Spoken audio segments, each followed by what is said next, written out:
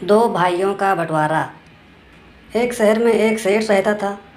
उस सेठ के दो बेटों में संपत्ति और ज़मीन के बंटवारे को लेकर झगड़ा चल रहा था और एक ज़मीन के हिस्से को लेकर विवाद गहराता जा रहा था।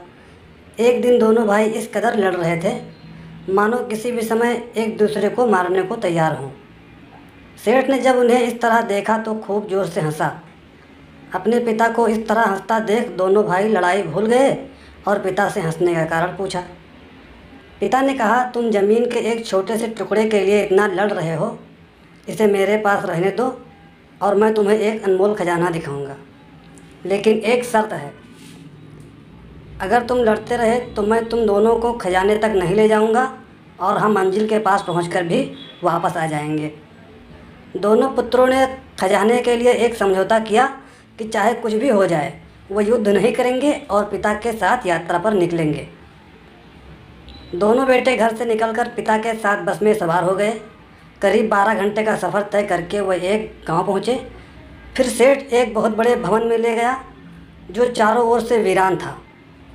जब वह हवेली में दाखिल हुए तो सेठ ने देखा कि हवेली में कई जगहों पर कबूतरों ने अपना घोंसला बना रखा है। यह देख सेठ रोता हुआ वहीं बैठ गया। बेटे ने पूछा, क्या हुआ, क्यों रो रहे हो? रोते हुए उसने कहा, इस हवेली को ध्यान से देखो, ज़रा याद करो कि तुम दोनों ने यहाँ जो बचपन बिताया थे आपको शायद याद ना हो, लेकिन जब आप छोटे थे तो मैंने इस हवेली के लिए अपने बड़े भाई से बहुत लड़ाई की थी।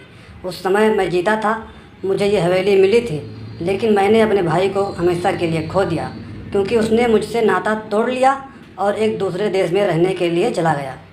फिर समय बदला और एक दिन हमें भी ये हवेली छोड़नी पड़ी। बेटा ध्यान से सुन रहा था। तभी पिता ने पूछा, बेटा ये बताओ कि हम किस आसन पर बैठे थे जब हम यहाँ आए थे? क्या वो सीट हमेशा के लिए हमारी होगी? दोनों बेटे एक साथ बोले, बस की सीट हमेशा के लिए हमारी कैसे हो सकती है?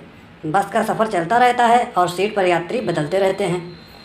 हमसे पहले कोई और बैठा होगा और कल कोई और बैठेगा। क्या रखा है उस गद्दी पर जो पल भर की हमारी है? पापा हंसे और फिर आंखों में आंसू भरकर बोले, मैं तुम्हें यही समझाने की कोशिश कर रहा हूँ कि जो कुछ तुम्हारा है कुछ देर के लिए तुम्हारा है। तुमसे पहले उसका मालिक कोई और था, कुछ समय के लिए तुम हो और उसके बाद कोई और उसका मालिक होगा। मेरे प्यारे बेटो, बस एक बात का ध्यान रखना कि इस थोड़े से समय के स्वामित्व के लिए आप अपने अनमोल रिश्तों की कुर्बानी न दें। यदि जीवन में धन का प्रलोभन आए तो उस समय इस हवेली का हाल याद रखना। याद रखना, ऐसी जगहों पर भी एक दिन कबूतर अपना घोंसला बनाते हैं। बस की वो सीट याद रखो जिसके पैसेंजर रोज़ बदलते रहते हैं। उस सीट के लिए अपने रिश्ते की कुर्बानी मत दो। दोनों पुत्र पिता की बात का अर्थ समझ गए और रोते हुए और क्षमा याचना करते हुए उनके चरणों में गिर पड़े। दोस्तों, इस कहानी से सीख मिलती है, हमारे पास जो भी दौलत है वो कुछ दिन के लिए हमारा है, बाद में उसका मालिक बदल जाता है। इसलिए धन दौलत के लिए अपने अनमोल रिश्ते मत खोना।